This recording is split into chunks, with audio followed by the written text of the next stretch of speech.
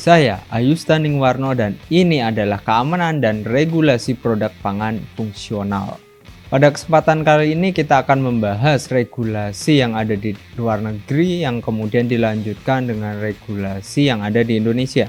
Yang pertama kita akan membahas regulasi yang ada di Uni Eropa. Kita akan membahas berdasarkan jurnal yang dipublikasikan di Journal of Functional Food.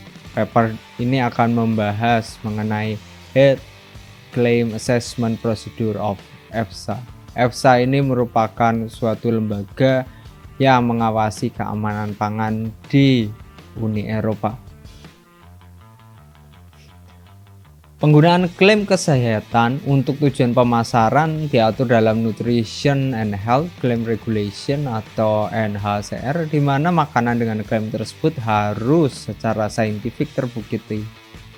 Tujuannya untuk melindungi konsumen dari klaim yang tidak terbukti dan melakukan harmonisasi pasar di seluruh Eropa. Tujuan sekundernya yaitu menstimulasi inovasi makanan. NHCR ini mendefinisikan sebuah klaim kesehatan sebagai pernyataan sukarela yang merujuk pada hubungan antara makanan dan kesehatan. Kategori ini termasuk klaim manfaat umum yang berdasar pada kesepakatan umum, bukti ilmiah baru, mengurangi resiko penyakit, dan klaim yang berhubungan dengan pertumbuhan dan kesehatan anak. Klaim tersebut akan dikirim ke European Food Safety Authority atau EFSA yang akan melakukan evaluasi keilmuan atas bukti klaim yang diajukan. Evaluasi tersebut termasuk di dalamnya adalah evaluasi bioaktif yang telah dikarakterisasi dengan cukup. Klaim terkait harus memiliki pengaruh fisiologikal yang menguntungkan, dan hubungan sebab akibat antara senyawa bioaktif dan pengaruh fisiologikal yang menguntungkan sudah harus jelas. Hasil pengujian itu kemudian dipublikasikan di dalam opini saintifik. Sejumlah 44.000 klaim dikirim ke European Committee pada Januari 2008.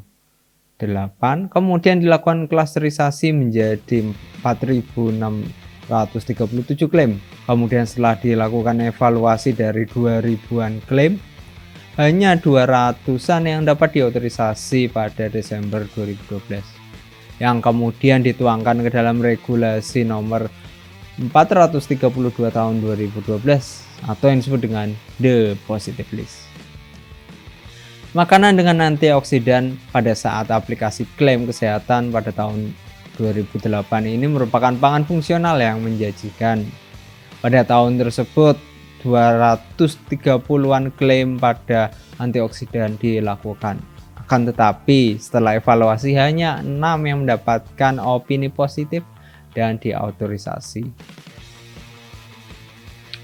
Klaim terkait antioksidan dan stres oksidasi dalam terminologi EFSA dapat dikategorikan dalam 8 kondisi fisiologikal, sebagaimana peran spesies oksigen reaktif di dalam jalur NF, kappa beta, dan perkembangan arteriosklerosis.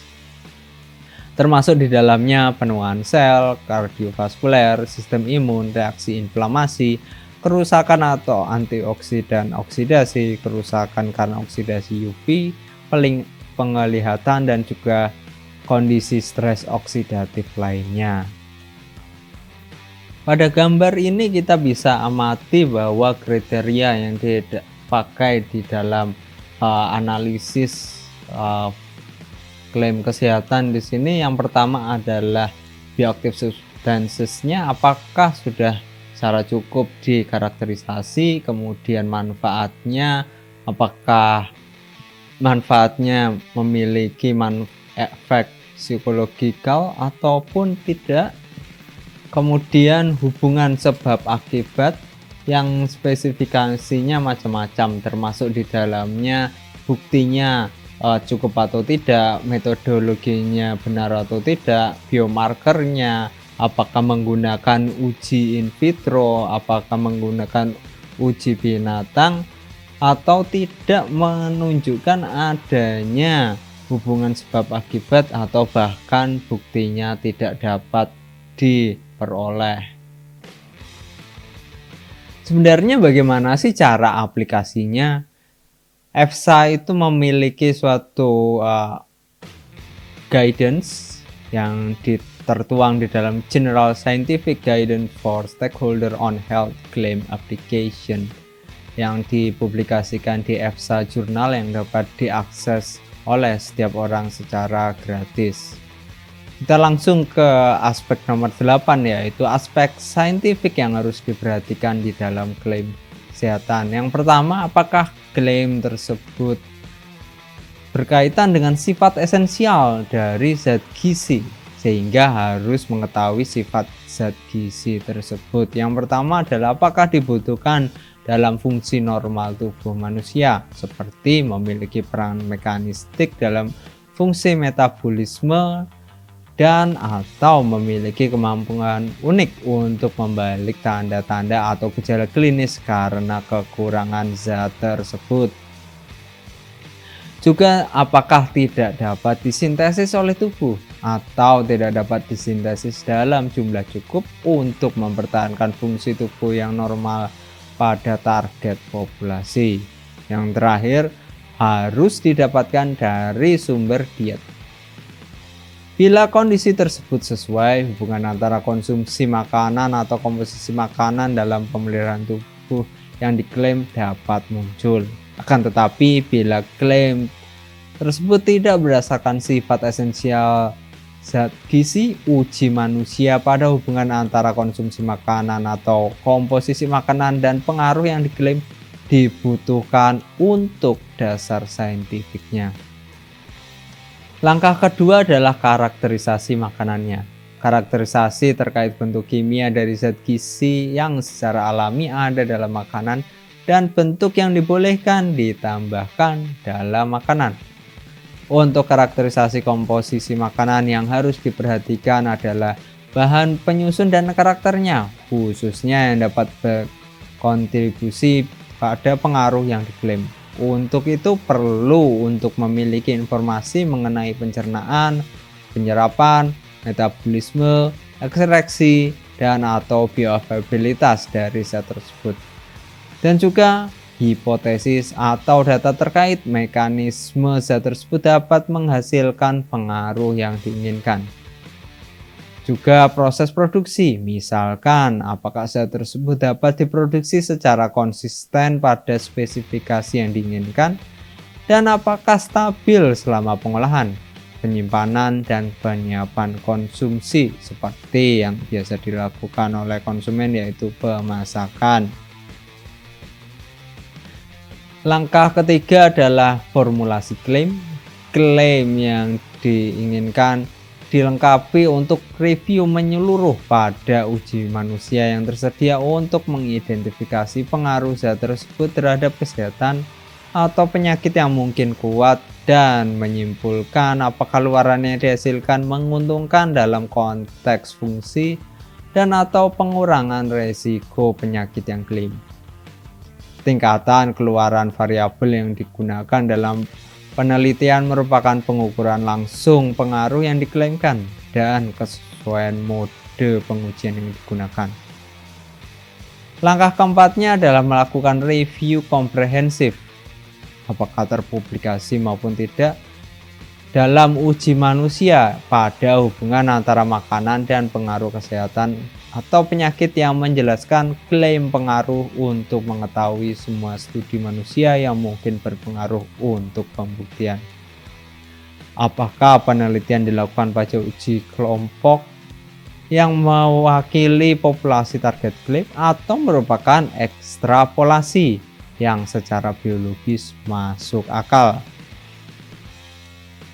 Apabila dilakukan ekstrapolasi hasil kelompok uji pada populasi tujuan tidak masuk akal secara biologis karena kelompok studi memiliki penyakit tertentu dan hanya penelitian di pasien dengan penyakit ini yang tersedia, maka studi tersebut mungkin tidak berpengaruh terhadap klaim.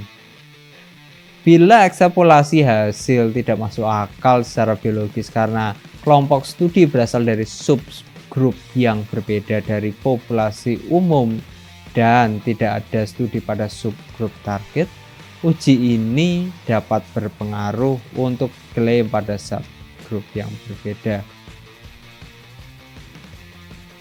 Langkah kelima adalah menganalisa kualitas setiap uji manusia, termasuk apakah variabel luaran didefinisikan dengan baik dan layak untuk digunakan untuk menguji pengaruh yang diklaimkan. Apakah variabel tersebut diukur dengan metode yang layak? Apakah ada risiko bias? Penelitian dengan kualitas rendah mungkin tidak dapat digunakan untuk menarik kesimpulan klaim dan mungkin tidak berpengaruh pada klaim. Langkah keenam yaitu mengidentifikasi uji di manusia, binatang, tabung yang mungkin dapat digunakan untuk mengembangkan alasan kemasukakalan klaim, termasuk uji efikasi di manusia, dan hasilnya tidak dapat diekstrapolasi pada populasi target. Uji efikasi pada binatang dan uji viabilitas dan mekanisme yang masuk akal. Outcome dari scientific opinion ini bisa negatif, bisa positif.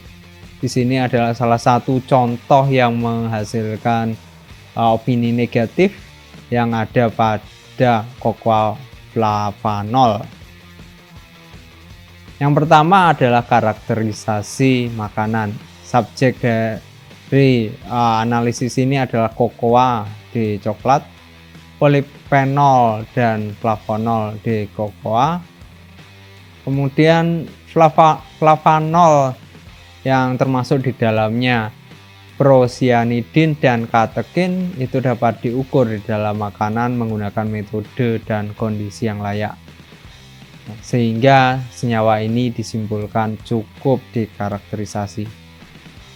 Yang berikutnya adalah apakah relevan, yaitu relevansi klaim pengaruh terhadap kesehatan manusia. Klaim yang pertama adalah perlindungan lipida dari kerusakan oksidatif. Di sini pengaruh yang diklaim adalah sifat antioksidan dan pengurangan stres oksidatif pada populasi umum. Reaktif oksigen spesies atau ROS yang termasuk berbagai jenis radikal yang dihasilkan oleh proses biokimia, termasuk di dalamnya adalah pernafasan. Dan karena paparan faktor luar termasuk radiasi dan polusi. Intermediat reaktif ini akan merusak DNA, protein, dan lemak bila tidak disela oleh jaringan antioksidan termasuk penangkal radikal bebas seperti zat gizi antioksidan. Untuk itu disimpulkan bahwa perlindungan lipida dari kerusakan oksidatif dapat memiliki pengaruh fisiologikal yang menguntungkan. Yang berikutnya adalah pemeliharaan tekanan darah normal. Efek yang diklaim adalah kesehatan vaskuler dengan sasaran populasi umum. Dalam konteks susunan kata yang diusulkan, panel mengasumsikan bahwa efek yang diklaim mengacu pada pemeliharaan tekanan darah normal. Tekanan darah adalah tekanan yang dilakukan oleh darah untuk bersirkulasi di dinding pembuluh darah. Tekanan darah tinggi dengan konvensi di atas 140 mm Hg untuk tekanan sistolik dan atau 90 mm Hg diastoliknya itu dapat mengganggu fungsi normal arteri. Sehingga pemeliharaan tekanan darah normal adalah efek fisiologis yang menguntungkan. Yang berikutnya adalah uji saintifik pada klaim pengaruh. Yang pertama untuk perlindungan lipida dari kerusakan oksidatif. Dalam mempertimbangkan bukti-bukti, meskipun sebuah uji akut melaporkan adanya perubahan konsentrasi total F2 isoprostanes plasma setelah pemberian flavanol kokoa. Akan tetapi pengaruh ini tidak dapat dikonfirmasi bila flavanol dikonsumsi setiap hari selama 3 hingga 6 minggu. Juga tidak ada pengaruh pada konsentrasi LDL teroksidasi. Dari data-data tersebut dapat disimpulkan bahwa hubungan sebab akibat tidak dapat dibuktikan antara konsumsi flavanol kokoa dan perlindungan lemak dari kerusakan oksidatif. Pada klaim yang berikutnya, yaitu menjaga tekanan darah normal, disebutkan bahwa beberapa referensi yang menyediakan laporan pada luaran pembuluh darah lainnya daripada tekanan darah, contohnya flow mediated dilation, endothelial function, itu memiliki kelemahan metodologi, contohnya desain penelitian ecological. Sedangkan naratif review atau laporan opini pribadi tidak berdasarkan systematic review, sehingga tidak ada kesimpulan yang dapat diambil dari referensi tersebut untuk pembuktian ilmiah dari klaim tersebut. Kemudian bukti dari 10 RCT bahwa pengaruh flavanol kakao terhadap penurunan tekanan darah tidak konsisten. Bukti berasal dari penelitian kecil dan tidak buta dengan dosis rendah yang mendukung pengaruh yang bertentangan dengan bukti dari studi yang cukup kuat dan uji terkendali dengan dosis yang lebih tinggi. Juga adanya bukti dari studi buta dengan dosis rendah yang bertentangan. Untuk itu dapat disimpulkan bahwa bukti tidak cukup untuk menyimpulkan hubungan sebab akibat antara konsumsi flavanol kakao dan pemeliharaan tekanan darah normal. Yang berikutnya adalah contoh opini yang positif. Di sini opini terkait dengan polifenol yang ada di minyak zaitun terhadap beberapa klaim. Di sini bisa diamati banyak sekali klaim, kan tetapi kita akan membahas beberapa saja. Yang pertama, karakteristik bahan makanan dalam klaim kesehatan tersebut yaitu polifenol dalam zaitun, termasuk di dalamnya buah zaitun, air limbah pabrik zaitun atau minyak zaitun, ekstrak dan daun olea aerobia L yang terstandarisasi kandungan hidroksitol dan turunannya seperti kompleks oleopain telah memadai dikarakterisasi. Klaim yang pertama yaitu perlindungan LDL dari kerusakan oksidasi. Efek yang diklaim adalah mengurangi stres oksidatif, sifat antioksidan, metabolisme lipid, aktivitas antioksidan, melindungi sel-sel tubuh dan LDL dari kerusakan oksidatif, dan sifat antioksidan. Populasi sasaran diasumsikan sebagai populasi umum, sedangkan perlindungan partikel LDL dari kerusakan oksidatif mungkin merupakan efek fisiologis yang menguntungkan. Untuk itu dapat dilanjutkan yaitu dengan menimbang studi yang dilakukan dan dengan power yang baik. Juga hasil 2 uji berskala kecil menunjukkan efek konsumsi polifenol minyak zaitun selama 3 minggu terhadap penanda hidroksil LDL atau OXLDL yang tergantung pada dosis dan signifikan. Hasil ini juga didukung oleh satu penelitian jangka pendek dan satu penelitian akut dan oleh penanda pendukung peroksidasi LDL termasuk di dalamnya dimer konjugasi, resistensi oksidasi LDL ex vivo. Bukti tersebut juga masuk akal secara biologis, sehingga polifenol minyak zaitun dapat menghasilkan pengaruh yang diklaim. Menimbang hasil penelitian tersebut, maka telah mencukupi untuk menyimpulkan hubungan sebab akibat antara konsumsi polifenol minyak zaitun yang distandarisasi oleh kandungan hidroksitrisol dan turunannya, dan perlindungan partikel LDL dari kerusakan oksidatif. Sedangkan pemilihan kata yang dapat menggambarkan bukti saintifik tersebut adalah konsumsi polifenol minyak zaitun berkontribusi pada perlindungan lipida tubuh dari kerusakan oksidatif. Akan tetapi untuk mendukung klaim tersebut, 5 mg hidroksitrisol dan turunannya misalkan kompleks oleopropain dan triosol dalam minyak zaitun harus dikonsumsi setiap hari. Jumlah ini jika diberikan dengan minyak zaitun dalam jumlah yang sedang dapat dengan mudah dikonsumsi dalam konteks diet seimbang. Kan tetapi perlu diperhatikan bahwa konsentrasi dalam beberapa minyak zaitun mungkin terlalu rendah dan kemungkinan komposisi polifenol dalam jumlah ini dalam konteks diet seimbang. Sedangkan populasi sasarannya adalah populasi umum. Nah, bagaimana dengan Indonesia?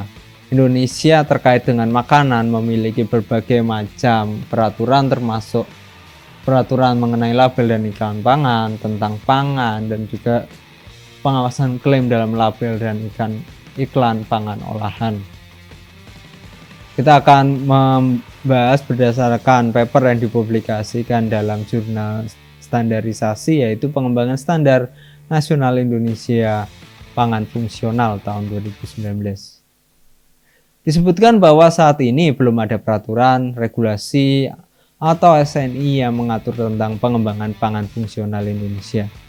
Sebelumnya Indonesia melalui BPOM sudah memiliki peraturan Kepala BPOM tentang ketentuan pokok pengawasan pangan fungsional. Kan tetapi sudah dicabut dan digantikan oleh peraturan Kepala BPOM tentang pengawasan klaim pada label dan iklan pangan olahan. Disebutkan pula bahwa standar pangan fungsional untuk membantu mencegah risiko obesitas yang digunakan sebagai contoh dalam paper tersebut itu terdiri dari 36 variabel parameter yang dirangkum dan dikelompokkan dalam 6 faktor utama, yaitu metode pembuatan pangan fungsional, komponen dan pemanfaatan pangan fungsional untuk membantu mengurangi risiko diabetes, bentuk dan pola makan pangan fungsional, khasiat dalam pangan fungsional, label dalam kemasan pangan fungsional, dan juga parameter kualitas dan keamanan pangan fungsional. Pada bagian berikutnya kita akan membahas keamanan pangan fungsional. Salah satu paper yang cukup menarik yang diterbitkan tahun 2019 yaitu terkait probiotik. Probiotik sebenarnya telah digunakan sebagai makanan atau suplemen fungsional dalam pencegahan pengobatan berbagai penyakit, tetapi di samping efek menguntungkan, mereka mungkin memiliki efek negatif jika tidak digunakan dengan tepat. Menerima probiotik dalam populasi berisiko tinggi dapat menimbulkan beberapa komplikasi kesehatan. Seiring dengan karakterisasi genetik mikrobiotik khusus pada setiap kasus manusia, probiotik dan pengaruhnya terhadap orang dewasa juga dipengaruhi oleh faktor lingkungan, pola makanan, dan penggunaan antibiotik. Oleh karena itu, melihat hasil yang tidak identik dalam kelompok usia konsumen yang berbeda itu akan menjadi peristiwa yang dapat diprediksi, dan oleh karena itu tindakan pencegahan perlu dilakukan sebelum menerima probiotik. Berikut ini adalah bagian pengaruh buruk untuk konsumsi probiotik ini, termasuk di dalamnya adalah transfer gen, penyakit kulit, kemudian penyakit metabolis dan juga endokarditis, gastrointestinal, kemudian respon imun yang berlebihan, obesity, dan juga infeksi. Ada banyak faktor seperti gaya hidup yang ada di dalam studi kasus, ketidaksamaan dalam flora normal manusia, perbedaan gen yang relevan, jenis kelamin dan usia konsumen yang dievaluasi, dan perbedaan dalam metode perawatan atau waktu tindak lanjut, semua bisa mengarah pada hasil yang berbeda dan berbagai laporan yang sukses. Yang jelas adalah bahwa probiotik terbaik dalam hal dosis, durasi, pengobatan, dan kemanjuran memerlukan studi lebih lanjut yang tidak dapat disepelekan. Rekomendasinya adalah untuk fokus pada efek sumber yang dapat diekstraksi, kemudian ke inangnya, kemudian efek keamanan atau efek merugikan dari probiotik pada konsumen berisiko tinggi. Terima kasih. Pertanyaan silahkan tulis di kolom komentar. Jangan lupa like dan subscribe.